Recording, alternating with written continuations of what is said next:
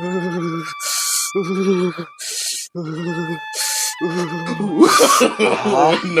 नो नो। ए बाबा चुपचाप रह ना, आदमी के झाट होगा आगे तब चुपचाप ऊ आहू कहले बारा। हे बबू तोरा कलार बुझाई ठंडा कम पड़ता, ठंडा के मारे तो हमार सामान सुटू गइल बा। ए बुढ़ऊ आइल बार तो चुपचाप आगे ताप, यहाँ असली बात मत करो। ए बबू काहे ना बोला तरस आगे न तपे आइल बानी, तोहनी के बाबू तो बोलते ना रहला, तोहनी सारा बोला तरस। चल ना तेरे बेटा तोर के नाम है, चल चल बाप खान तोर दे बस, चल ना चल आज हम ना है, चल ना है चल हमरा ठंडा लगे, तोरा ठंडा लगे चल ना बाप खान तोर दे बस चल। हां तेरा ढेर ठंडा लगे 6 महीना में तर लोग ना है चल। ए फतुया नतिया के कहा किसी के ले जाते रे। देखी ना बाबूजी है नतिया के बेटा मुत पियना के 10 दिन हो गइल ना लेकर दे एकरा बाप खान भक भक बसाता आई नती ना है के नामे नहीं खेले चल। रे पतैया नतिया के नाम आवत रहे इतना ठंडा में, ठंडा नु मार दी। ए नतिया के ना नाम है, ये नतिया के तो ढेर देह महकता आके मौका ना एक बार में स्वर्ग में चल जीबा। डर चपर चपर बैठ के मत बोला ना तो तार के पानी में डुबो के मुआ दे जानता रहनु। चल चल उठ उठ जल्दी चल हेजा बैठ बैठ हेजा।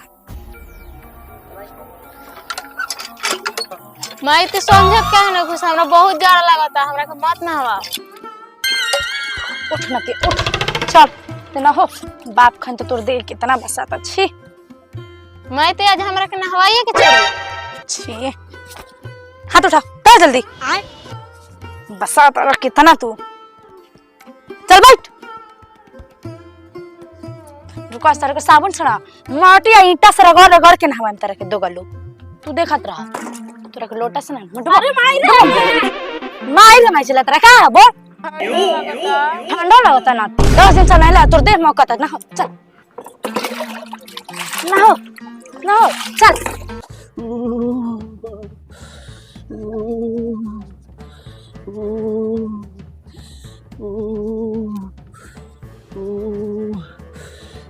अरे वाह आगे के न फुगले बड़े सरे बहुत ठंडा लगता।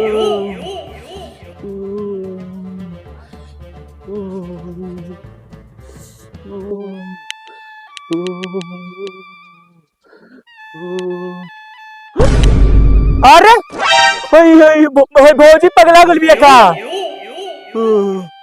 ये ठंडा में लइकवा के नाव आवतिया।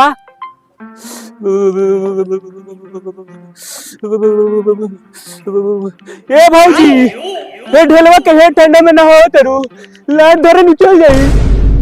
ए मुझे से लइकवा से ज्यादा तो तोरे ठंडा लागत करते। उठ बाबू उठ चल कपड़ा पहने चल उठ चला घर में चला मुझे हमसे को ठंडा लागत है।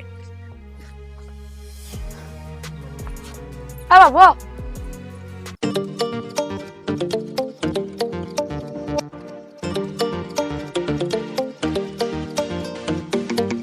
बहन चोद मशीन ला कम जोगला बा सब बहन चोद है पानी देता इतनी इतनी सारे लोग खाली पैसा काटता लो।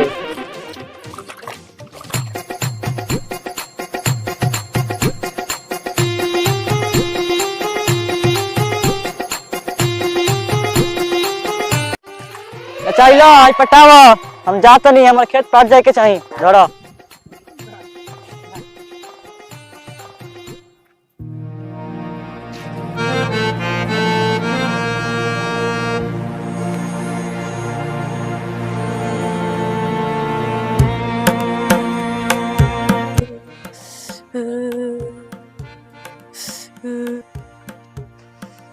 चलो पूरा खेत पाट गल कोनो टेंशन नहीं है।